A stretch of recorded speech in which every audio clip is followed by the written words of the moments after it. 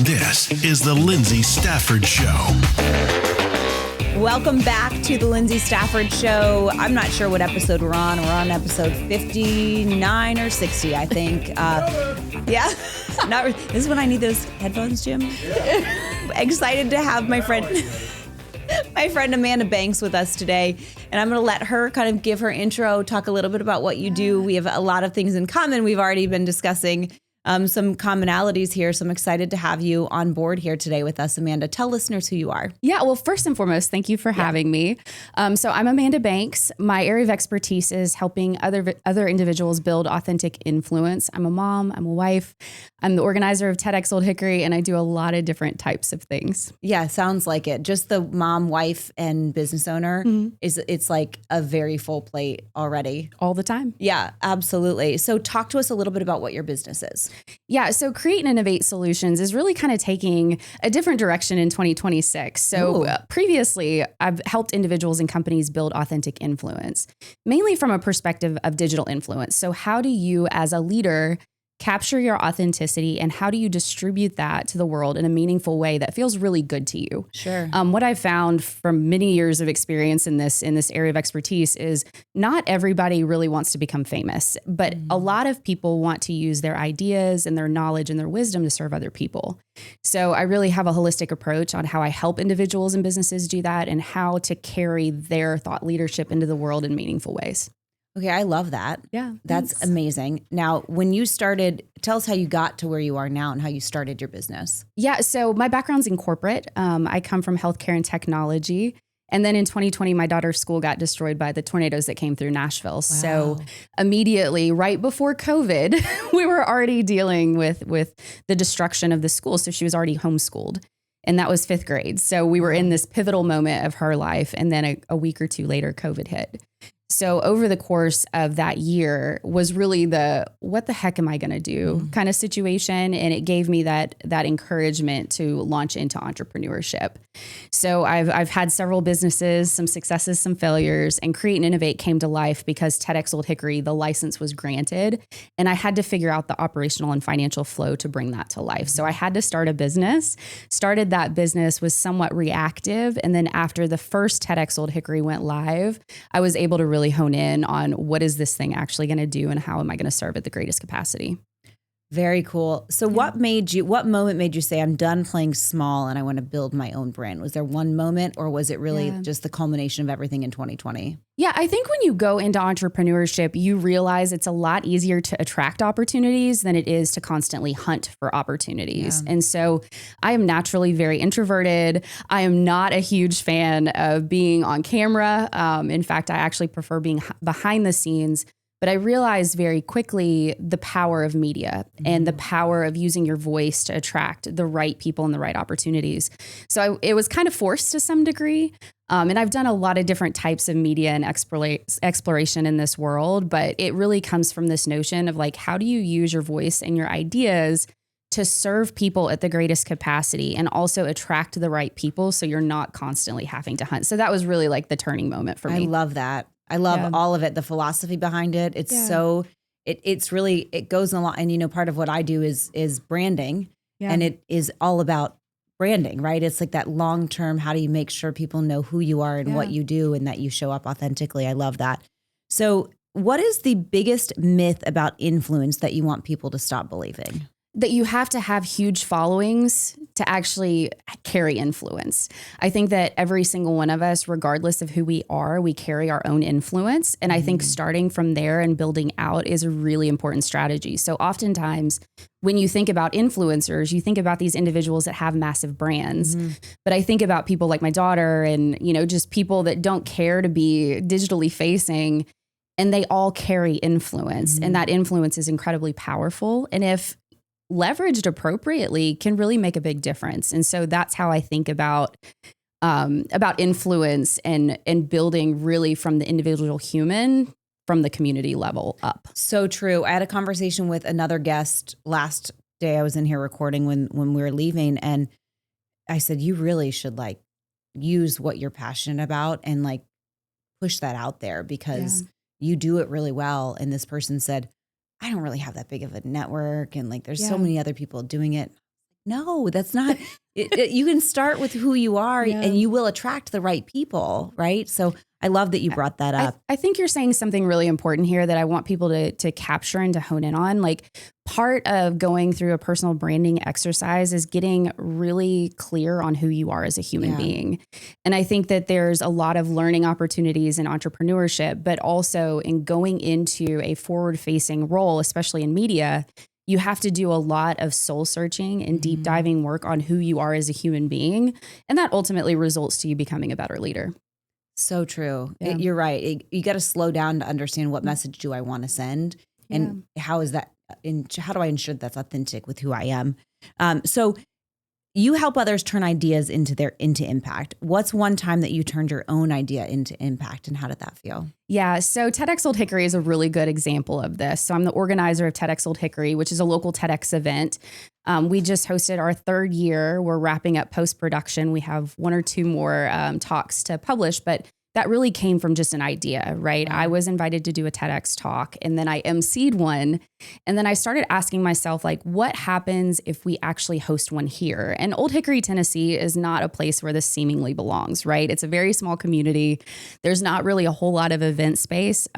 Tremont Mansion is absolutely stunning, but it's not like a traditional corporate event space. Sure. So that's where that really started. And so now after our 3rd year, I've coached some of the world's leading experts in their own fields. And that has created a ripple effect that has just bled throughout our community as well as other communities. And it's been a really beautiful thing to see that one specific idea and how that idea you carry on and evangelize that message to get other people on board to that idea. And then the impact that they have to be able to carry their messages forward. I love that. What a cool thing that you're able to do. I know when you said I said Old Hickory, right? I know where it is. It seemingly does not belong in Old Hickory, Tennessee, but that's part of the beauty, right? I think that impact and influence happens literally everywhere. And just because something seemingly does not belong doesn't mean that it can't happen there. I love that. Such good words there.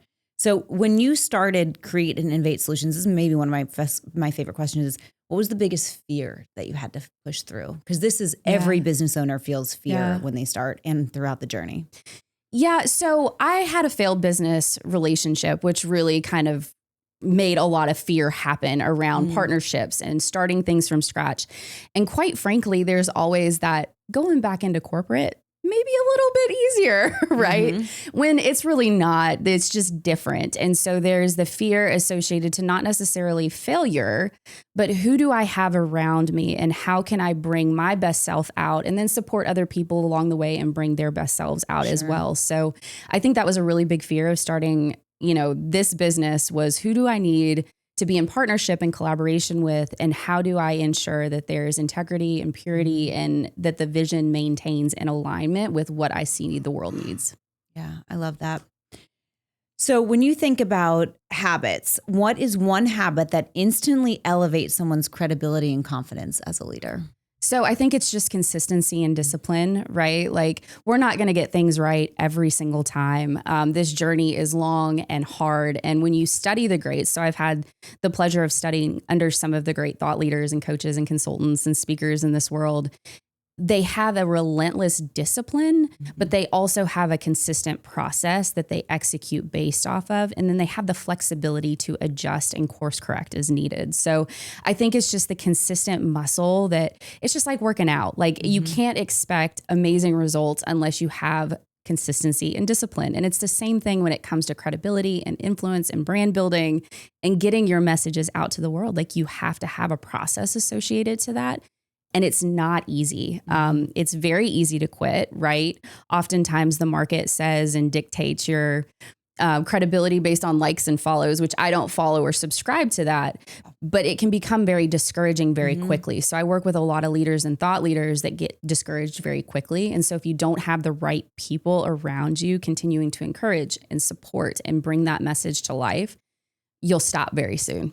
You're so right, because you'll just start listening to what everybody tells you, and the world does not tell you the truth about what actually matters, right? Like, we're we could go down a rabbit hole on this one, but because the world is so financially driven, the messages that we're fed aren't to support us. It's to support that mission, Yeah. whether it's Meta pushing algorithms because they're pushing the bottom line, or whether it's Google doing it, or those are, two examples of it. And sometimes quality doesn't necessarily trump quantity. And for me, I'm all about quality and substance and integrity and getting the right messages out and studying and understanding truth and trying to figure out, and I don't get it right all the time. Right. So like I'm constantly trying to better understand what's going on in this space.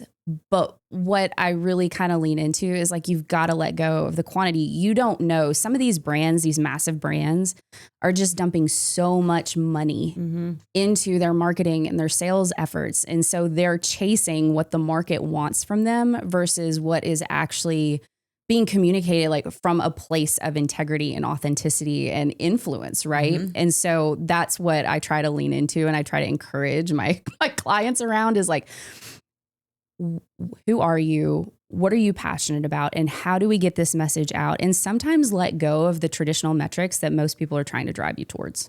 I love, like, you're speaking my language. You have to measure success, right? You have to have KPIs and measurements of success. But in the example, when it comes to marketing, you see companies all the time. And Jim, my producer, Jim and I have talked about this too. Companies that are like, I just need leads. I need leads, right? And a lot of these are like those, it'd be like, construction and things that are like, that's how they operate. If you slowed down and positioned yourself as the expert in your field and got your brand messaging really clear and your brand imaging clear and targeted through the right channels, supporting things like sponsorship, things that matter to you, and you're consistent and you're in the right market for your customer, you will eventually not have to buy leads like that. Yeah. If you are smart with how you do it, but you're not patient enough to get there, right? Like that is, I hear that all the time. And it is so much better to say, these are the things, and I'll use our company as an example. We spend a lot of money on sponsorship things within the community. That makes sense. I'm the first one to write a check to Page High School to sponsor whatever sport asks me to sponsor them, because that aligns with what matters to our company, which is the community. Businesses need to do the same thing, and individuals need to do the same thing, and not be subscribing to the mass audience and what the world is telling you, right? Yeah, I would also encourage like individual leaders. Like it is so important to leverage your voice in whatever capacity it is, and to use your influence to drive community and results and network.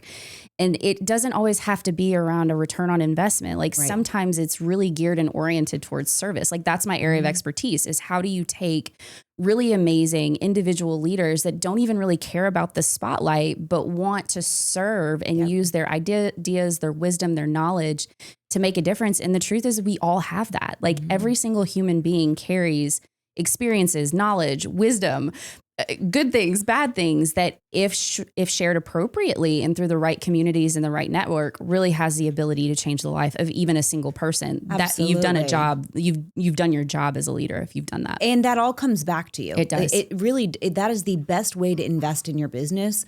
I spend a lot of time giving back, and we talked about Entrepreneur Innovation Center, which I have a guest today coming on later from the EIC, one of the students there. And honestly, I do that because I love it, because I care about those kids and I care about our future. There is nothing selfish. I mean, I get so much from it, but that is the motivation for me.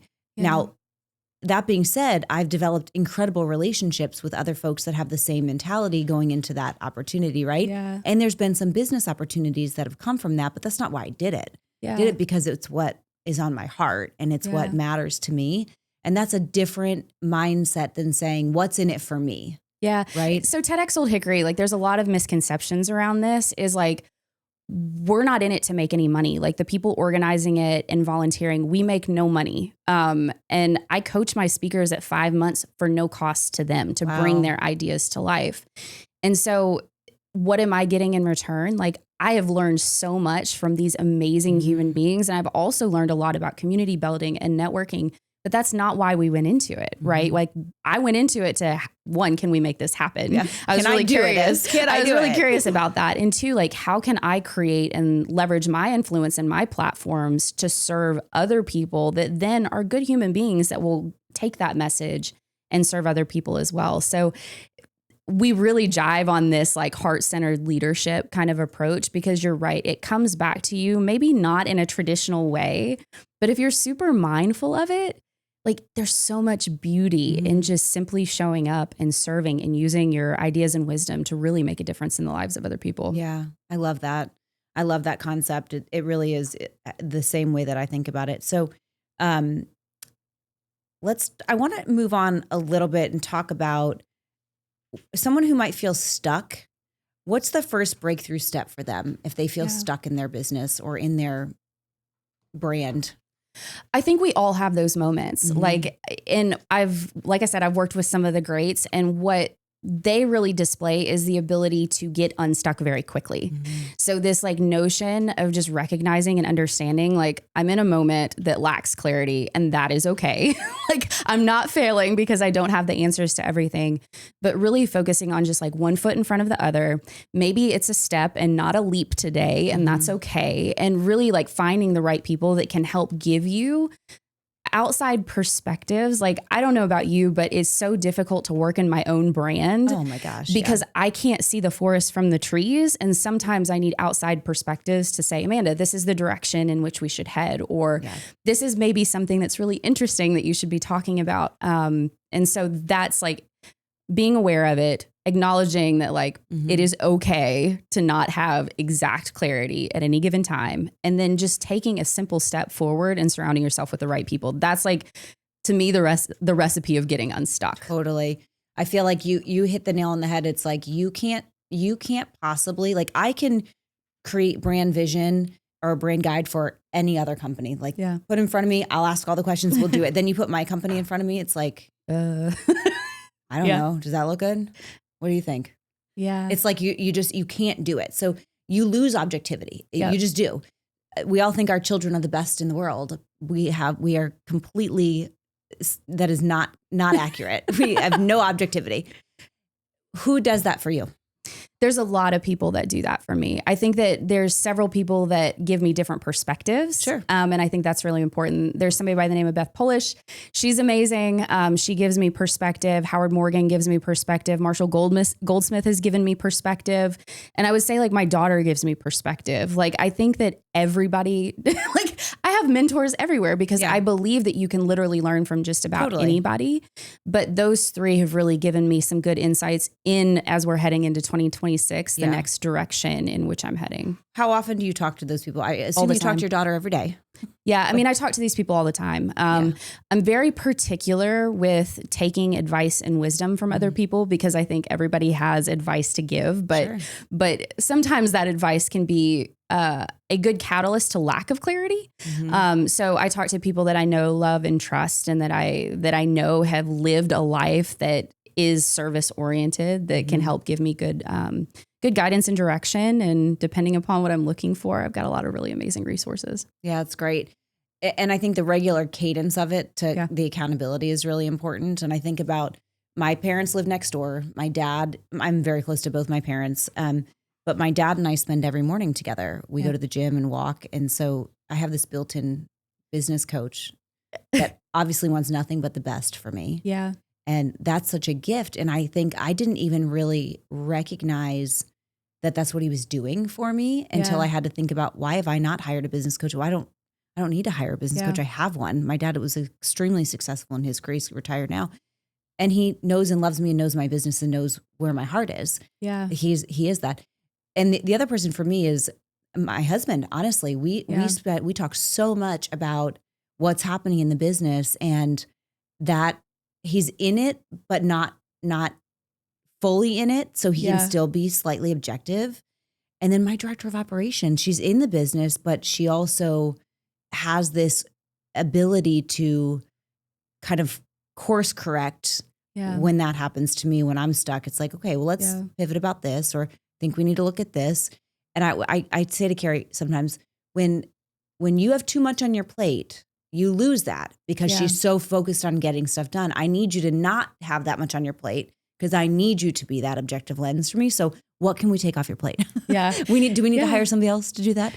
And I think that's important. So my mom and I walk almost every day together. Oh my gosh. Yeah. So we live a mile from each other. Wow. Family is really important to me.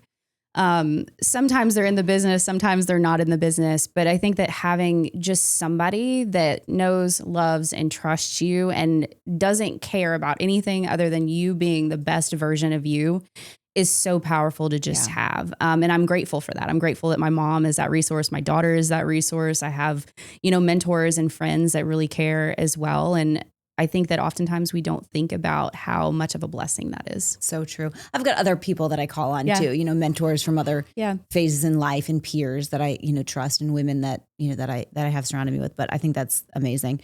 Okay. So I want to move on to another topic here. You've worked with so many high-level entrepreneurs.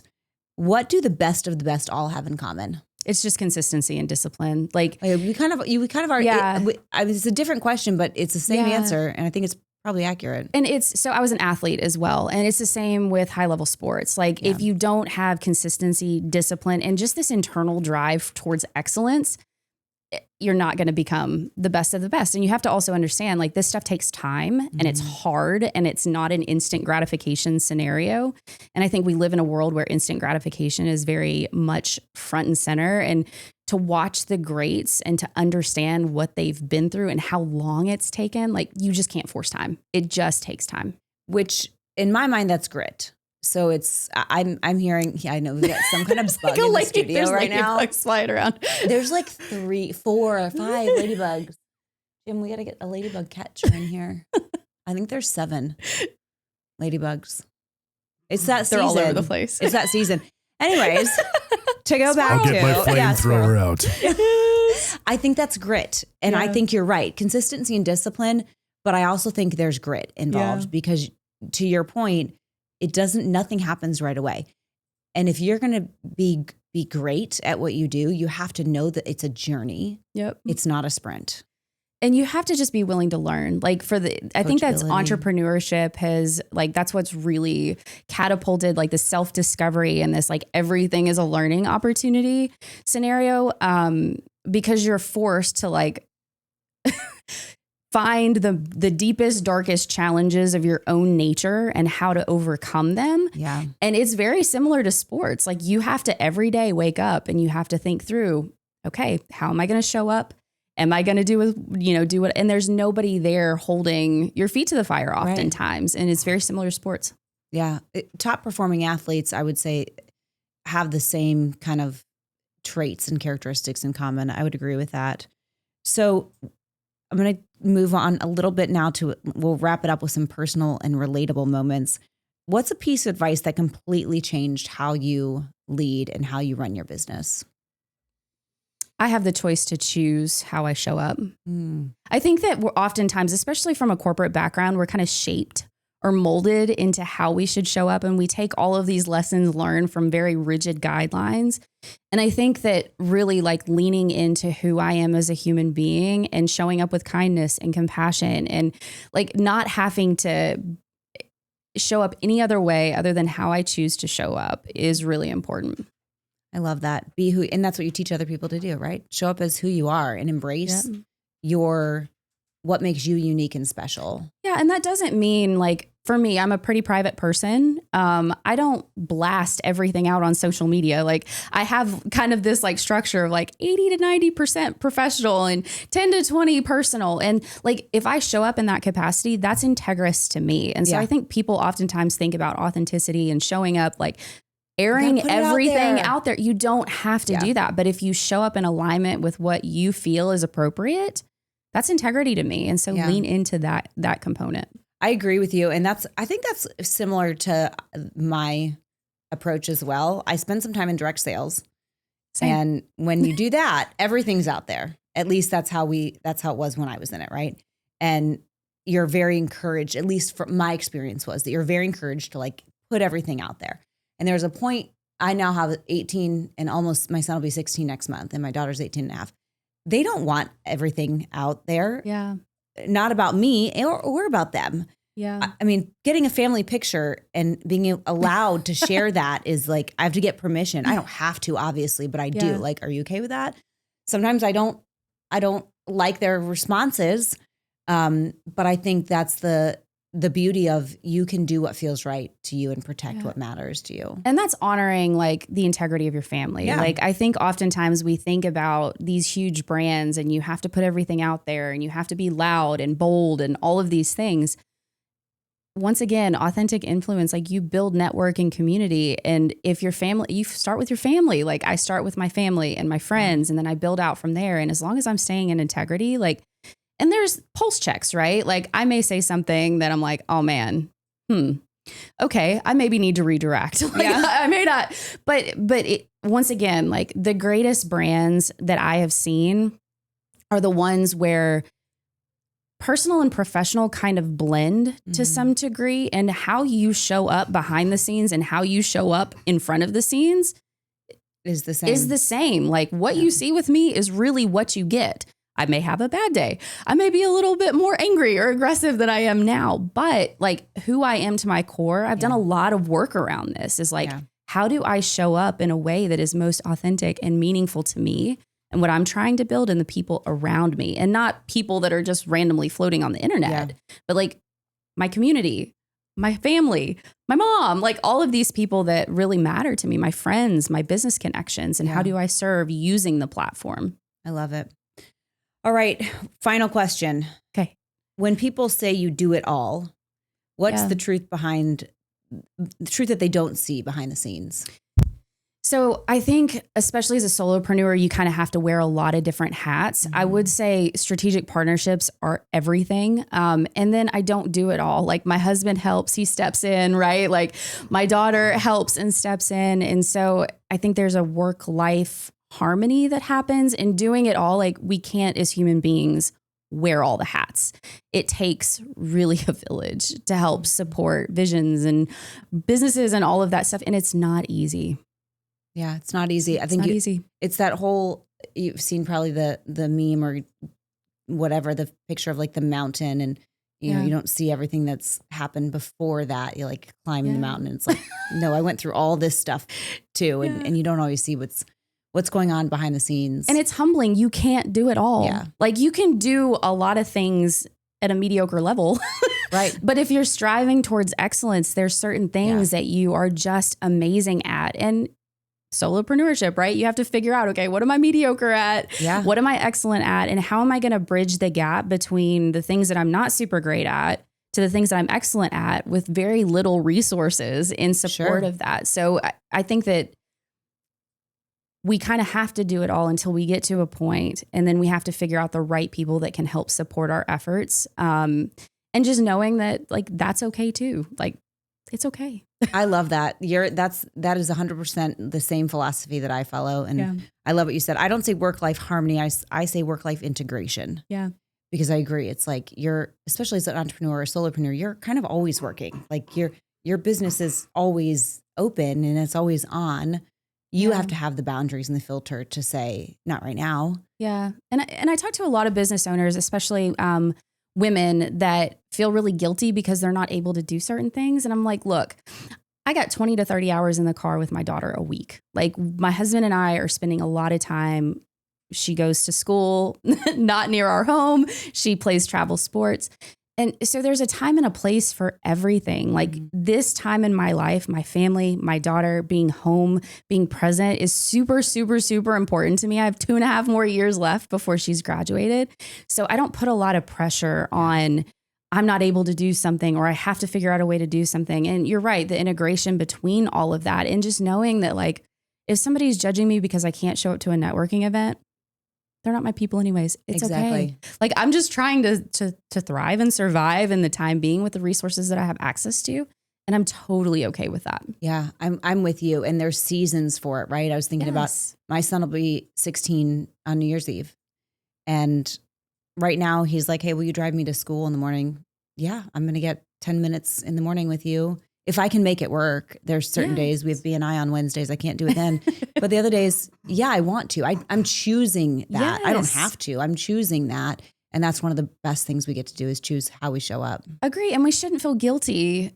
Like, I don't feel guilty. I don't feel guilty at all. But I talk to a lot of other leaders that feel really guilty about that. And I'm like, be on your own timeline. Yeah. Like aside from God's timeline, right? We Right. can't control Right. that, but be on your own timeline. And if this is a season for you where that is a priority, then there's going to have to be some sacrifice, and that's okay. Right. Don't feel guilty about that. Like if Right. you can't post 16 times a day because you've got other things going on, perfect. Like we'll just figure out how to make those things work.